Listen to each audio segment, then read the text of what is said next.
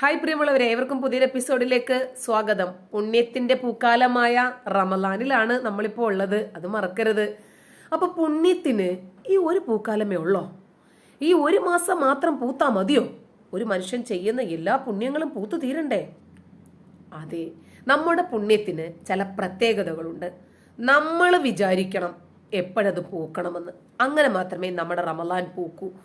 റമലാൻ എന്ന പദത്തിന്റെ അർത്ഥം തന്നെ കരിച്ചു കളയുക എന്നതാണത്രേ പലരും പറയാറുള്ളതാണ് കേട്ടോ. അപ്പോ റമലാൻ മാസത്തിൽ നമ്മൾ പിടിക്കുന്ന സൗമ് എന്ന് പറഞ്ഞാൽ പിടിച്ചു വെക്കുക എന്നാണത്രേ അർത്ഥം. അപ്പോ പാപങ്ങൾ കരിച്ചു കളയുന്ന മാസം. നമ്മുടെ വികാരങ്ങളെ പിടിച്ചു വെച്ചാൽ നമുക്ക് ചില ഇമോഷണൽസ് ഉണ്ടല്ലോ. അതായത് ചുരുക്കത്തിൽ പറഞ്ഞാൽ 11 മാസം കുപ്പിയുമായി നടക്കുന്ന ഒരാൾ ഒരു മാസം തൊപ്പിയുമായിട്ട് നടക്കുക. സിമ്പിൾ. അങ്ങനെ നടന്നാലാണ് നമുക്ക് ഏറ്റവും കൂടുതൽ പ്രതിഫലം കിട്ടുക.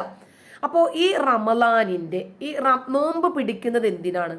ഖുർആൻ പറയുന്നു, യാ അയ്യുഹല്ലദീന ആമനു കുതിബ അലൈക്കുമുസ് സിയാം കമാ കുതിബ അലല്ലദീന മിൻ ഖബ്ലിക്കും ലഅല്ലക്കും തത്തഖൂൻ. വിശ്വാസികളെ, മുസ്ലിങ്ങളെ, നിങ്ങളുടെ മേൽ നോമ്പ് നിർബന്ധമാക്കിയിട്ടുണ്ട്, വ്രതം നിങ്ങളുടെ മേൽ നിർബന്ധമാക്കിയിട്ടുണ്ട്. നിങ്ങൾക്ക് മുമ്പുള്ളവർക്ക് നിർബന്ധമാക്കപ്പെട്ടതുപോലെ തന്നെ നിങ്ങൾ സൂക്ഷ്മതയുള്ളവരായ ഉറപ്പൊന്നുമില്ല. അതായത് നമ്മുടെ മുമ്പിലുള്ള അന്നപാനീയങ്ങൾ ഏതാനും മണിക്കൂറത്തേക്ക് ഒഴിവാക്കി വെച്ചാൽ ചിലപ്പോൾ നിങ്ങൾ സൂക്ഷ്മതയുള്ളവരായേക്കാം എന്ന് ചുരുക്കം. ഇപ്പോ ഒരു വിധവയുടെ വേദന അറിയണമെങ്കിൽ കെട്ടിയോനെ അടിച്ചങ്ങ് കൊല്ലണം. അപ്പൊ വിധവയുടെ വേദന അറിയാം. മക്കളില്ലാത്തവരുടെ വിഷമം അറിയണമെങ്കിൽ ഉള്ള മക്കളെ കൊല്ലണോ? എനിക്കറിയില്ല, ഞാൻ ചോദിച്ചതേ ഉള്ളൂ. അതായത് പട്ടിണിയുടെ വേദന അറിയാനാണത്രേ ഒരു മനുഷ്യൻ അവന്റെ മുമ്പിലുള്ള അന്നപാനീയങ്ങൾ ഉപേക്ഷിക്കുന്നത്. കുറച്ച് മണിക്കൂറത്തേക്ക് മാത്രം, അത് കഴിഞ്ഞാൽ വാരി വലിച്ച് വെട്ടി വീഴിയുമ്പോഴും കുഴപ്പമില്ല. അപ്പൊ അത് ഉപേക്ഷിക്കുമ്പോൾ പ്രസാദിക്കുന്ന ഒരു ദൈവം. അയ്യോ, എന്ത് തരത്തിലുള്ള ദൈവമാണിത്! അല്ലെങ്കിൽ പഠിച്ചൊരു തരം സാഡിസ്റ്റ് സ്വഭാവമാണ്. ഈ ചെറിയ പിള്ളേരെ പോലും നോമ്പ് പിടിക്കാൻ നിർബന്ധിക്കുന്ന ഒരു രീതിയുണ്ടല്ലോ. എന്നിട്ട് നോമ്പൊക്കെ കഴിയുമ്പോഴേക്ക് എൻ്റെ കുഞ്ഞിന് 6 വയസ്സേ ഉള്ളൂ, 30 നോമ്പങ്ങ് പിടിച്ചു എന്ന് പറഞ്ഞൊരു അവാർഡും അങ്ങനെയൊക്കെയാണ്. അപ്പോൾ അങ്ങനെ പ്രസാദിക്കുന്ന ഒരു പടച്ചോൻ. അങ്ങനെയാണെങ്കിൽ മുമ്പുണ്ടായിരുന്ന ജനതയ്ക്ക് ഇതേപോലെയുള്ള നോമ്പ് തന്നെ ആയിരുന്നോ? ഏതാനും മണിക്കൂറത്തേക്ക് അന്നപാനീയങ്ങൾ ഉപേക്ഷിക്കൽ അത് പോട്ടെ. വേറെ ചില രാജ്യങ്ങളുണ്ടല്ലോ, നമ്മൾ അതിനെയൊക്കെ പലപ്പോഴും എടുത്ത് ചർച്ച ചെയ്തിട്ടുള്ളതാണ് നമസ്കാരത്തിന്റെ സന്ദർഭങ്ങളിലൊക്കെ. ഈ വെളുത്ത നൂലും കറുത്ത നൂലും തമ്മിൽ വേർപിരിയണം. പകലും രാത്രിയുമേ നമുക്ക് വേറിട്ട് കാണണം എന്ന് അർത്ഥം. അപ്പൊ അങ്ങനെയാണെങ്കിൽ 6 മാസത്തോളം ചക്രവാളങ്ങളിൽ കറങ്ങിയിട്ടു മാത്രം സൂര്യൻ ഉദിക്കുന്ന അസ്തമിക്കുന്ന രാജ്യമുണ്ട്. അവരൊക്കെ എങ്ങനെ നോമ്പ് പിടിക്കുന്നേ? അവരൊക്കെ എങ്ങനെയാ നമസ്കരിക്കുന്നത്? നമ്മൾ ഏതാണ്ട് എത്രയോ തവണ 900ഓളം തവണ നമസ്കരിക്കുമ്പോൾ അവർ തുച്ഛമായ ടൈമിൽ മാത്രമേ നമസ്കരിക്കാൻ അവർക്ക് സാധിക്കാറുള്ളൂ. എങ്ങനെ പഠിച്ചോൻ പോർക്കും? ഒരു ഐഡിയ ഇല്ല. പിന്നെ ഈ നോമ്പിന് ഞാൻ പിന്നീട് മറന്നു പോകും, അതുകൊണ്ട് ഓർത്തൊരു പോയിന്റ് ഞാനങ്ങ് പറയാം. ചേകനൂർ മൗലവി ഈ പകല് സമയത്ത് മറ്റേ അമുസ്ലിങ്ങൾക്ക് നോമ്പ് പിടിച്ചിട്ടില്ലെങ്കിൽ അവർക്ക് ഭക്ഷണം കഴിക്കണമല്ലോ. ഈ കോഴിക്കോട് മലപ്പുറം പ്രദേശങ്ങളിലെ ഹോട്ടലുകളൊക്കെ പൂട്ടിയിടുമായിരുന്നു. ആ സമയത്ത് അദ്ദേഹം ഒരു ഹോട്ടൽ എടുത്തിട്ട് അദ്ദേഹം അങ്ങ് നടത്തുമായിരുന്നു, എല്ലാവർക്കും ഭക്ഷണം കൊടുക്കണമല്ലോ എന്നുള്ള ഉദ്ദേശത്തിൽ.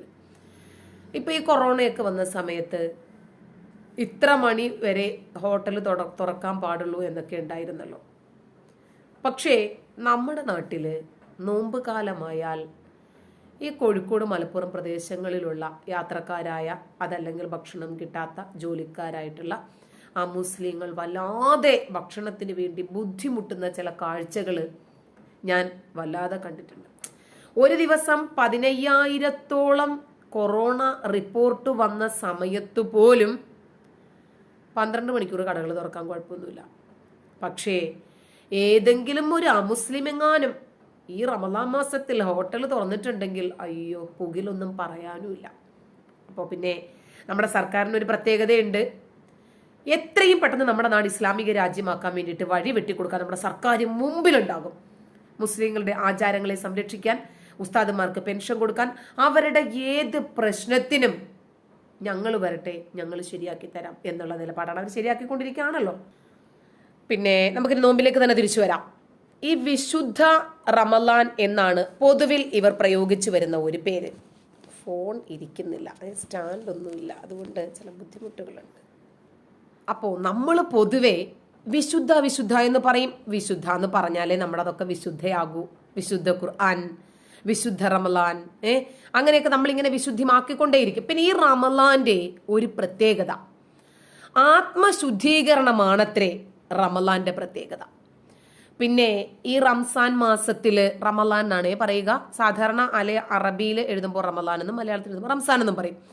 അപ്പൊ ഈ റമലാൻ മാസത്തിന്റെ പ്രത്യേകത മനസ്സിനെയും ശരീരത്തെയും തീർത്തും മാലിന്യമുക്തമാക്കാനുള്ള വ്രതാനുഷ്ഠാനത്തിന്റെ മാസം എന്നാണ് പൊതുവെ പറയുക.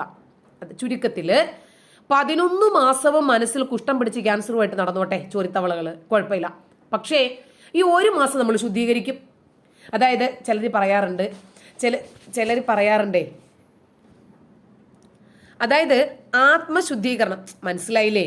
ഒരു മാസം മാത്രം ഇവർക്ക് ഈ ചൊറിയിൽ നിന്നൊന്ന് മുക്തമായാൽ മതി.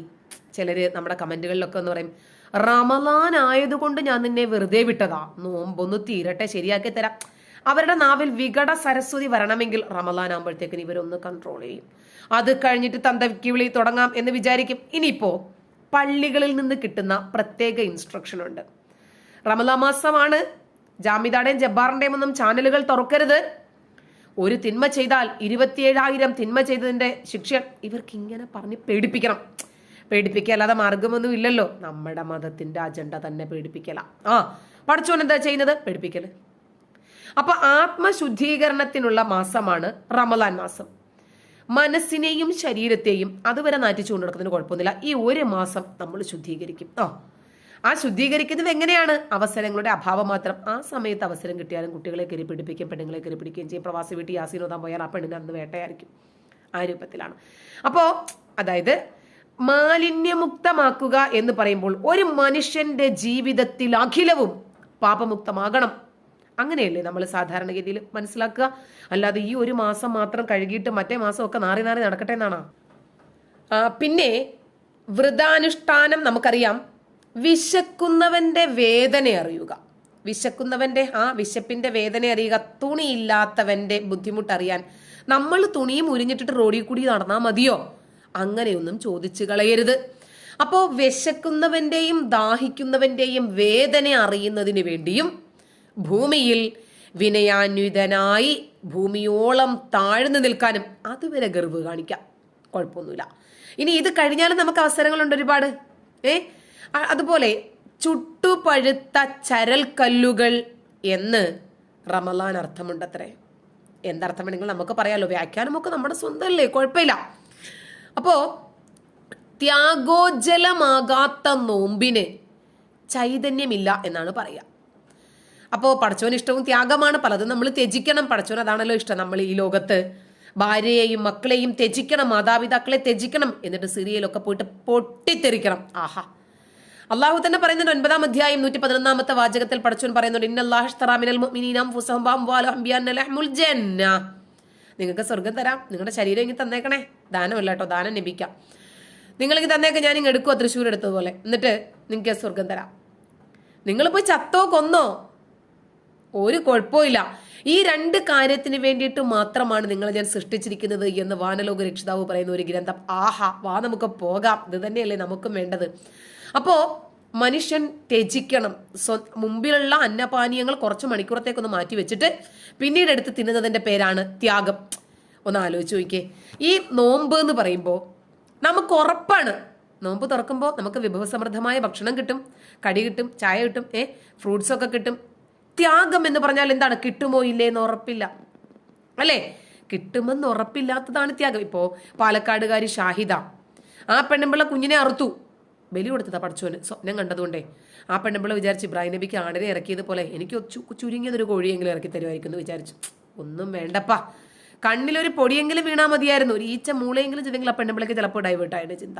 അങ്ങനെ പോലും ചെയ്തില്ല പഠിച്ചോൻ. അപ്പോൾ അവര് ചെയ്തത് ത്യാഗമാണ്.